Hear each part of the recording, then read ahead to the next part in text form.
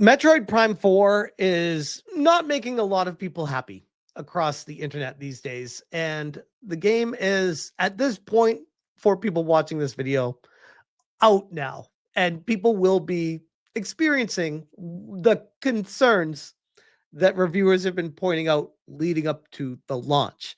This is Andre Seegers, who is from Game Explain, founder of Game Explain.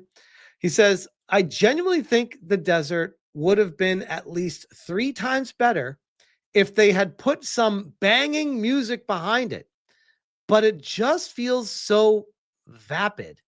Now, I want you to listen to this before we even explain what the problem is here.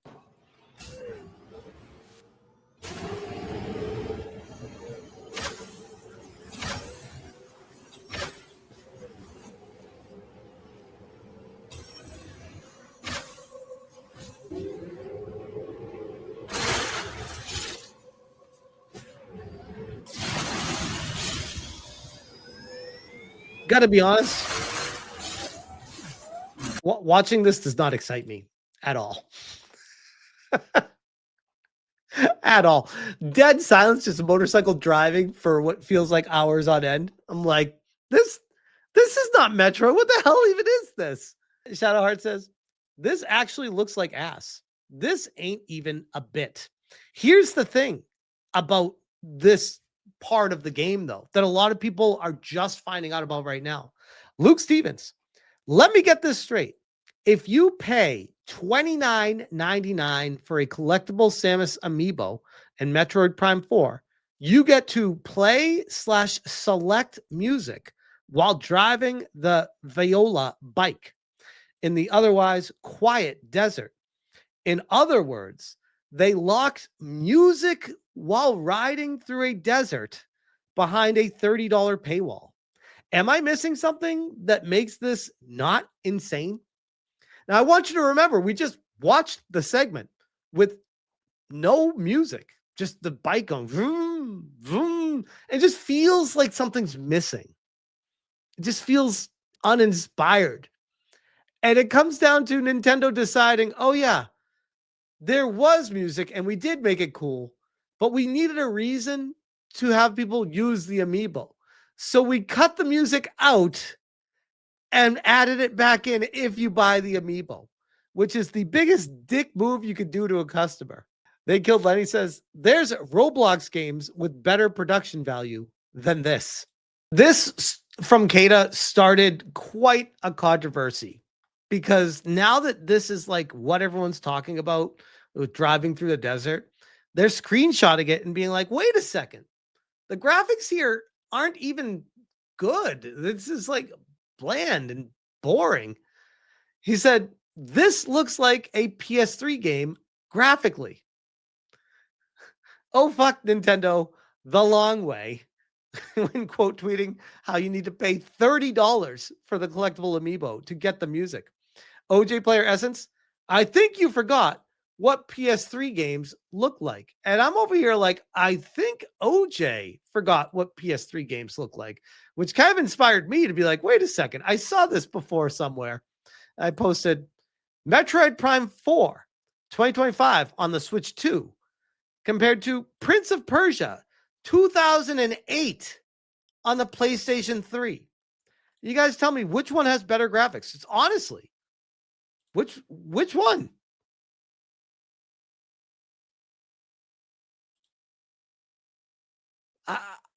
I'm saying that the PS3 one, especially the background.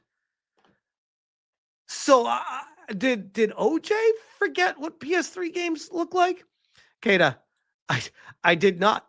Which says a lot of Nintendo fanboys that are like, yeah, Metroid Prime 4, yay. Says your PS3 must have been special. Where are those PS3 games running at 4K or 120 FPS as well? Digital Foundry. So now we're getting like a whole bunch of, oh, but it runs better or it does this. Kata, I must be. These are the best responses.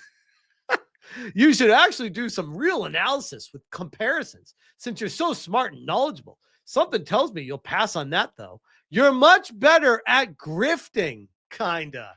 Wow. Because I think it looks like a PS3 game, which is a personal opinion. Now I'm a grifter. Well, you should diversify your vocabulary or something. That word is so played out. A lot of people think stuff that's wrong all the time. Some people think the world is flat, and it's not. You should remember what a PS3 game looks like, or actually bring up some comparisons if you want anyone to take you seriously.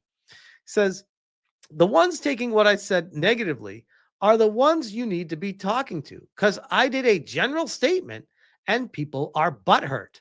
That's not my problem. And we got a whole bunch of other Nintendo fanboys that are just diving in. It was great bait, mate. It was amazing. This is where I saw it, by the way. Shout out to Telecom Pedestral, who says, I saw someone post a screenshot of '08 Prince of Persia game earlier.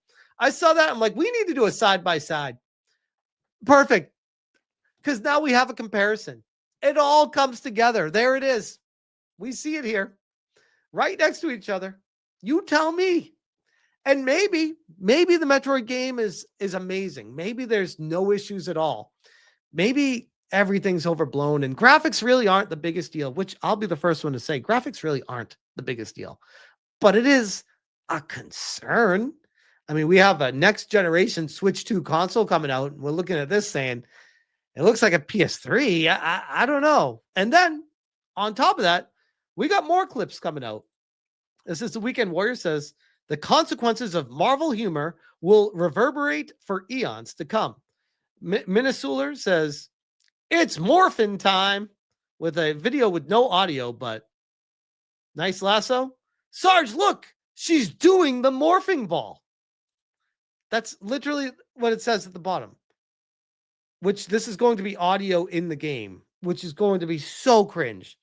Look, she's doing the thing. The thing, Sarge. Oh my God, it's so cringe.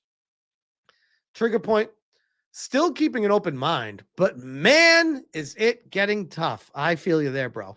I feel you there. By the way, if you missed it, we covered this the other day. People waiting 7 years for Forsaken tier dialogue. Permanently ban millennials from writing games till we figure out what's going on. And this is the, oh my God. This hologram image. Well, Samus, it's really you.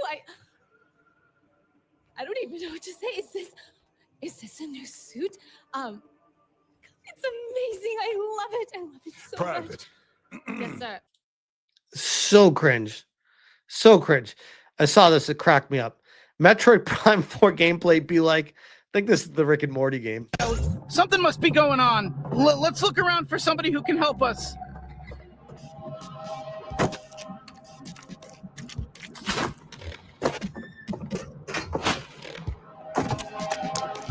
So you think maybe there's somebody friendly around here who can help? I mean, maybe try using your scanner, on your suit. Like I'm so lonely over here. I got all this great information. Something. I like, at least it does it comically where it's like it knows it's being retarded, which is the best part about it. Still very concerning. And we have some follow-up from Reese Kiwi Talks Riley, who's said he'd follow up after he got to play it at a better length. He says, my impressions of Metroid Prime 4 so far. This guy, by the way, he was not on the dev team, but he is a game developer interviewer, and he spent a lot of time over the years interviewing the team at Retro. So he's very close knit with them. He says, the pros, the music, best music in the series since Prime 1. Well, do you need like to buy amiibos to unlock it? Volt Forge is a top 10 track in the entire series. Minako Himino and Kenji Yamamoto cooked with the soundtrack. Retro's art direction is phenomenal. Best looking Nintendo game ever. Okay. We'll see. The psychic abilities are great. Best puzzles in the entire series. Okay. Every Prime game has a mic drop biome. Prime 1 had Fernandra Drifts. Prime 2, Sanctuary Forest. Prime 3 had Skytown. Prime 4 looks to be Volt Forge. The environmental storytelling in that area is amazing. Bosses are great. Nowhere on the level of Prime 2, but way better than Prime 1 on average. The previews were overblown. Miles McKenzie is fine. The introduction was overblown. Okay. The Viola motorcycle is cool. It breaks up the gameplay and prevents Prime 4 from being too samey from the other entries. Okay. Okay. I'm by the way, I'm open to hearing other perspectives. I want to hear good things about it. I'm desperate to hear good things about it. The cons. Soul Valley is lame. No way to sugarcoat it. It's an instant pace killer. I will say the biggest sin is the fact that the area has no music at all. Having music would make it way better automatically. I'm telling you, if enough pushback comes from this, they will update it and remove the requirement for an Amiibo for music, because that is the biggest bullshit thing. And this is going to be a big story. People are going to be like, wait a second. You need to use an Amiibo for music in the game now? What the fuck? This is like a core gameplay element that you've removed. And now microtransaction out. Music? What? Hand-holding is a bit excessive at times. No way near the level of Skyward Sword, though.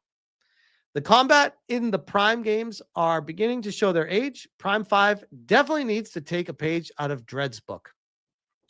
The voice acting itself is really well done, but some of the dialogue can be cringe at times. But I also thought the dialogue in Bonanza and Breath of the Wild, Tears of the Kingdom was cringe at times as well. Okay, fair. But I will say, and we'll leave it at this, the dialogue. We did some research, guys, on who's behind the dialogue. And shout out to Daka Daka.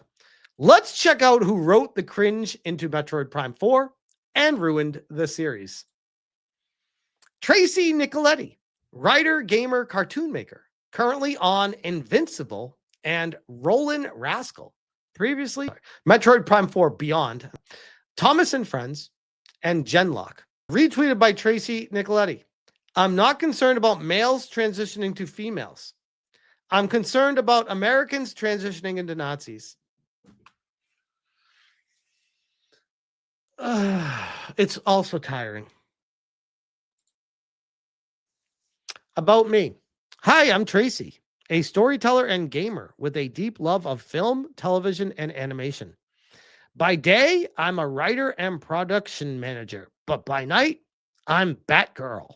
Okay, not exactly the crime-fighting vigilante, but I do love cosplaying as her. All right. That is one of the writers for Metroid Prime 4. This is, she's even got like the Samus in the background there. And Metroid Prime changed my life. I will forever love this franchise, Retro and Nintendo. Deliriously happy and so grateful to have been part of Metroid Prime 4 Beyond. My heart is full. There we go. Contract senior writer, Jesse Lee Keeter. Contract writer, Tracy Nicoletti.